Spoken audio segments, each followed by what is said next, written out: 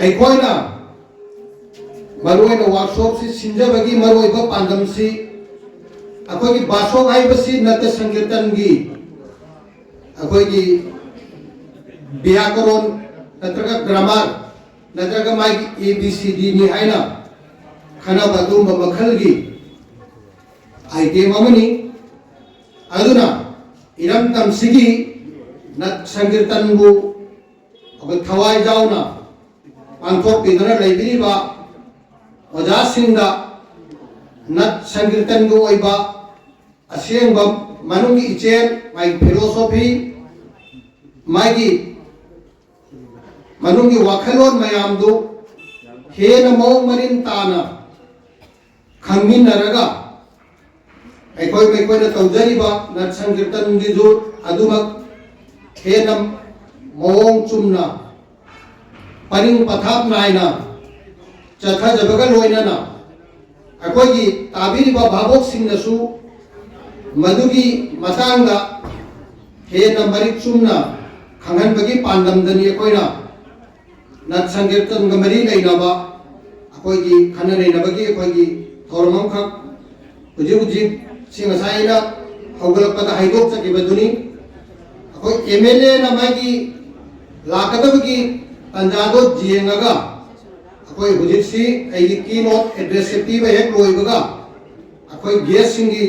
वाफों थमद्रिङैदा अखोय MLA थुंगोइदबो ओइरगदी अखोयगी नत संकीर्तन की मरमदा खनने नबगी अखोयगी पेपर रीडरसिंग स्कॉलरसिंग दुदा आइना कौशन जगदबनी लोइना लोइना आइना हौगलपदा अखोयगी हुजु हुजु सी अखोयगी वर्कशॉप सी तापी तंबिरिबसी मणिपुर दगी अखोय लेंबिरपा सलाइबंगी ओजा मंगलेमना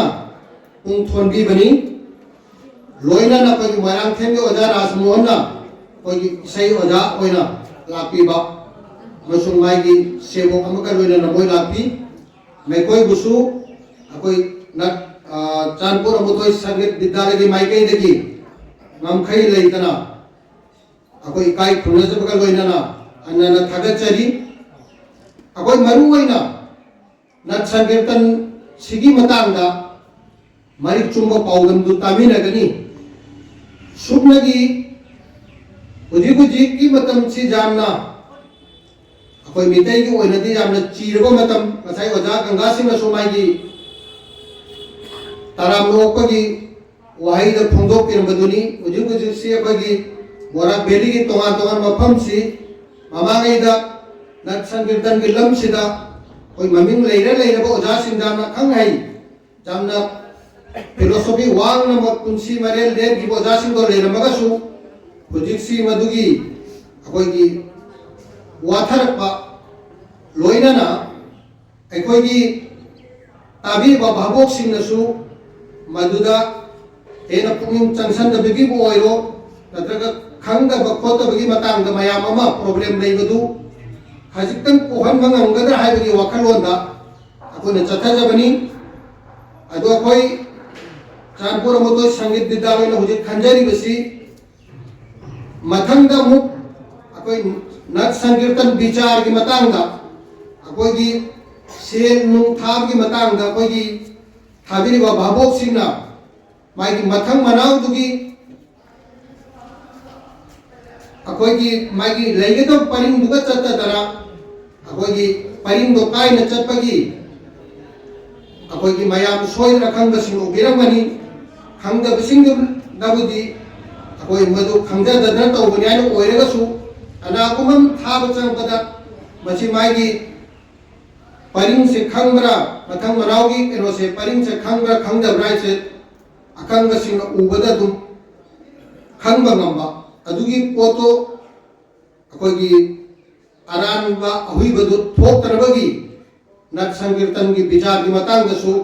मथंगदा कोई वर्कशॉप चथनबगी अखोयना दुम खनरी मथंगी चाहिदबु ओइरो अखोयगी बोरा बेली की तोंगान तोंगानबा माइगी लैरिबा अखोयगी ब्लॉक सिंगदगी अखंग ऐ सिंगो कोई पुनसिन मिनरगा करम मोंग द चथब जागदबगे आइदु अखोय मदुगी थौरांगदो तौजरके दो इरमदम सिदा लैबिरिबा ओजासिंग अखंग अहैसिंग इचिल इनाउसिंग इमाई लोनसिंगना अखोइना तौजरपा खुदिंगमक्तु खुनाइगी जाइफननबनी खुनाइगी अखोइगी चथरिबा थबक थौरमसिंगसि परिंग पथाप चथमिनादना खुनाइगी अखोइगी थौजाल की दमक्तनी आइना खनबिरगा तौमिनसि हाइबगी एपेलु थमजगे हुजिक हुजिकसि अखोइगी पोइनु वाक्सिंगी यामना इंगलबो मतम ओइबनसु ओइरंबा जाय अखोइ खुनगी से इलागा को उदे अदो हेना खितंग थवाई जौशन बिरगा अखोइना तौजरिबसि मरोना अखोइ लनाइगी पोनते मरोना खुनाइगी ओइना तौजबनी अदुना हुजिक हुजिकसि अखोइ हयेंग तांग अमसि अखोइ राजश्री बाइगचंद्र की माइगी मपोक कुमोद थौरम अखोइगी पांथोकपदु हाकुमसि अखोइ चांदपुर अमुथोइ संगीत विद्यालय सिंजरगा अखोइ नीलमोहन शर्मा की मालुकता तौखिबदु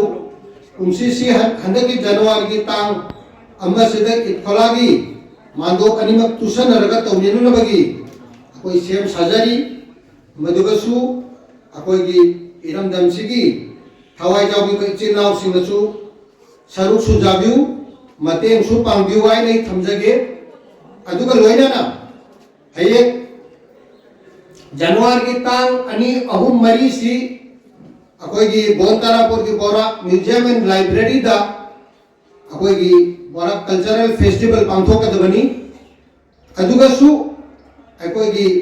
थवाई जाबी बा इचा सिंगना अखोइगी कल्चर की कंपटीशन आइटम तोंगान तोंगान बदा लेगनी मदुगा मयाम जाबी दना अखोइ बोरा म्यूजियम एंड लाइब्रेरी ना सिंजरीबा अखोइगी बोरा कल्चरल फेस्टिवल दुसु खुनाई सिमामांग चाखटननबा चंगसननबा होनाबिनबनी हाबिगी पांदमजुदा जावसन मिनादरा पुंग फाहन बिदरा माइ पखन बिननबगी अयागसु अमुक हनक एबिल तौजरी अदुगी मथंग तारपदा अखोइगी मखा तारपा इचा इनाउसिंग इचा इसुसिंग निपा मचासिंग नुपी मचासिंगसि अखोइ साना फनब अमसुंग कल्चर की लमदा तोंगान तोंगान बा आइटम सिंग एक्सपो मार माना हिनजबा आइटम सिंग कोई एक्सपोजर लहर लगा मसा मसा की पर्सनालिटी डेवलपमेंट की ओइजदना अखोइ मसा मसा इंडिविजुअल अखोइ की ममांग चखलन बगल ओइनना पनाइ सेसु मांग चखत मिनगनी हाइबगी पांडमजुदा अखोइ की मिते यूथ फेस्टिवल अखोइ लाखलिबा जनवरी की तांग 13 का 35 अखोइ की सिंगेबोन की हाई स्कूल की लपाक पांथोकदबनी अदुगसु मपी मपा ओइबिबा अखोइ की इसिनाव सिंगसु इचा सिंग इशु सिंगदु हाइबा कोइ की साना फनबगी तोंगान तोंगान बा आइटम लोइना ना कल्चर की तोंगान तोंगान बा आइटम दा कंपटीशन थमजरिबदुगा सरुक जहानबीदरा इसा इसा की सु काना बलोबी बगल ओइना अखोइ खुनाइ सेसु पुन्ना मांग चखत मिननबगी चखत मिननबगी होना मिनसी हाइनसु अयाक थमजरी अखोइ मयामना खंगबिरी बदुनी अखोइ थौरम हाइबसिना मियोय बसी लाइगुमनसु अहनबसु जाय नत्रगा सा ओनन गिबसु जाय अदुना अखोइ होना मिनगदबसी यारम खै अफोगा थौरम थबक थौरम तौमिनदरा थौरम से फहनबिरगा लाई ओइबी खिबा ngambibadudi khwaidigi hena phare at least akoi mi baudi oinana ba hona minasi akoi gi thoram phatam da tawraga sa on darbagi dudi akoi yam kanno hona minasi haibagi wakhalon dum pha ai miwa thamjari thoram mai the jamna luba matam amni hujug hujig si malem si da maru aina akoi barak bheli amasung iramdam sara lebak manipur gi अकोई बसिदा थोक देव थोदो अथोक मयाम से मयाम लो उबीरी बनी अकोई हुजुग हुजुग से Myanmar से election चथा जरगसु हुजुग हुजुग से याम न तंदु लैता दो फिबम दल लैबा सही मुकी ममांगा श्रीलंका द थोकिबा वाथोक प्रांतोक तो मयाम सोइदर उबीकी बनी हुजुग हुजुग मक्सी बांग्लादेश से यामना तंगु लेता दब फिबम हमदा लेदरा यामना अवाब फिबम ममा मायोक नदिबनी लोइना खरन की ममांगदा नेपाल दसु जेएनजी की थोदो वाथोक तो मरम ओइरगा हुजु हुजु सुतंगु लेता दब फिबम हम लेबदो लोइना कोई खुसेंगी वाथोक लांथोक Khardah इरमदम सनालेबाग Manipur सेसु ngasi dagi chahi ani makai dagi henjalak labausi akoi mong marin ta dara wathok lanthok mayamam thoga kaidong mai taram mong da taram hai to na loi ge to ri nai si huji bau kole pham khang dara lei usini adar tak thok ni ba thok wathok sing sing tak ki basi lagadar chahi tara mangam sida अकोई अकोई भी सिद्ध लोइना नमाले हम तो जाना चाहोगा अहोम बखरदी लागदौर बनी तो अहोम बल आमदाई की मतम नाई सिद्धि जाना लूबो मतम नहीं शीकी मतम सिद्धि कोई न लाइटिम जाना खुरम दरा कोई न तौरी बत थबत थौरम से जाना चुमना जाना सेंगना जाना फजना कोई तौमीना दरा ऐ ईसा की इंगम दुसु सालन मिना बगल लोइना ना खुनाई सु अफाबा थबक थौरम दु माई पाहन मिनरगा अखोई से ममांग चखत मिनबगी तंजादो जौरे आइदो मियामदा थमजरी हाई सिपरम सी अखोई के कल्चर का मरी लेनो थबक थौरम मतनी अखोई न तौरी थबक थौरम खुदिमक से कल्चर की बो ओइरो नत्रगा लाई लाइसु तंबई बो ओइरो साने खनबई बो ओइरो माई परिंग द पथापता चटमिनदरा असियंग सेल खंगगा फजना चुमना औहलगा औनबा होनरगा ईसा की सुकाना बलौजब गलोइना खुनाई की सु कानहन मिना बाइसी हुजि हुजि मतम सिगी यामना मरु ओइबा थौदाम ओइफम थोइ यासी ऐना मियाम द थमजगे द सुकना सु अकोई की नट संकीर्तन की द लैबिरिबा ओजा सिंगसु मा माना तौबिरिबा अकोई की थौरम सी यामना मरी चुमना ममुक ताना खंगगा यामना चुमना तौबीरगा इसागिसु तेंबांग गरब तौबी लोइनना जुंबु दुगा लोइनना खुनागिसु याइफनबा तौमिना सि हाइबदो थमजरी लोइनना अकोइगी इरमदम सिगे लाइबिरिबा अकोइ चेनाव सिंगसु अकोइ इसा इसाना तौबीरिबा थौरमदुसु जामना परिंगदा पथापता जामना चुमना तौमिनारगा इसा गिसु फन विबुदा नतरा खुनाई गिसु अफबा ओइमिना सि हाइबगी वखलों दो थमजबगल लोइना तीन बिरेबा ख्वाई तराबु